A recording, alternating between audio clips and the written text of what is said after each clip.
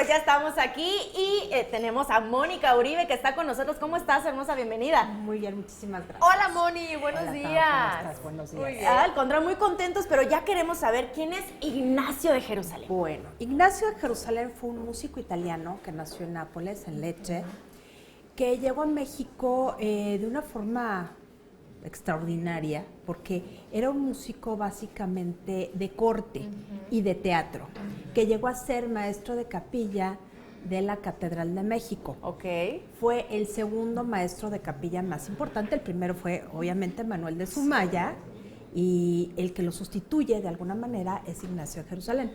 Conocemos más cosas de Ignacio de Jerusalén, curiosamente, porque hay muchos registros en Italia, no solamente suyos, sino de su familia. Él procedía de una familia de músicos que vivían en Nápoles y que trabajaban para la corte de Nápoles. Hay que recordar que Nápoles, que es la parte sur de Italia, era dominio español, igual que la Nueva España.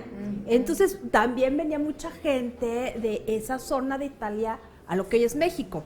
Entonces, un buen día, este hombre que era violinista, que venía de una familia de músicos, que tenía un padrino muy rico, noble y aristócrata, va a caer a Cádiz.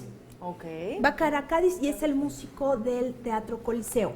Okay. Los teatros coliseos eran los teatros como, podríamos decir, como el Bellas Artes de todas las grandes ciudades del Imperio Español. O sea, había una en Lima, había otra en México, había en Nápoles, había en Cádiz, había en Madrid. En todas las grandes ciudades había este Teatro Coliseo, que era un teatro del rey, que básicamente se mantenían de fondos regios. Y lo que sucede es que lo descubren por ahí un señor que se llamaba José Cárdenas, que venía para México por toda la cuestión del Consejo de Indias, y decide contratarlo para el Teatro Coliseo de la Ciudad de México. Wow.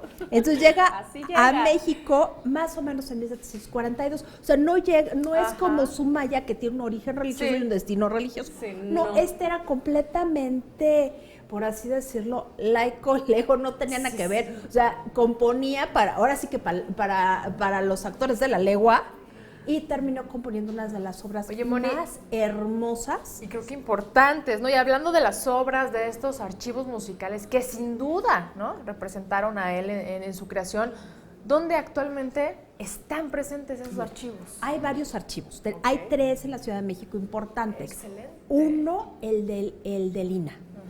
Ese es importante porque recuperaron una serie de archivos que estaban desperdigados y que los encontraron como por casualidad. El otro es el archivo de la Catedral Metropolitana de la Ciudad de México, que tiene un archivo muy, muy importante. ¿Sí? Y el tercer archivo que se está estudiando, y que poca gente sabe que se está estudiando, es el archivo del Cabildo de la Basílica de Guadalupe. Son 3 archivos donde tenemos básicamente todo el repositorio de la música virreinal sacra. Se han perdido muchas obras. De Jerusalén tenemos mucho más que de Sumaya.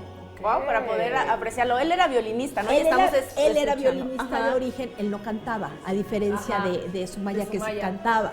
Entonces son dos distintos tipos de músico que llegan a ser los maestros de capilla y que legan una obra impresionante. Meramente música sacra, ¿no?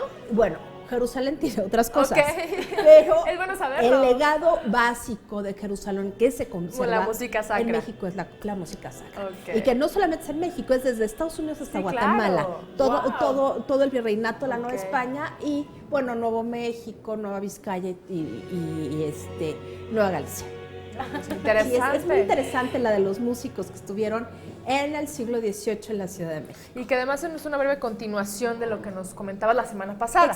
Exacto, sí, son los dos grandes de la música sacra. Como dices, diferentes. Él, aparte, además, como decíamos, violinista, músico y además también compositor, o sea, el gran legado que dejan, ¿no? Sí, los dos dejaron un gran legado. Muchas gracias, Gracias Moni. a ustedes. Nos vemos a la próxima. Claro que sí.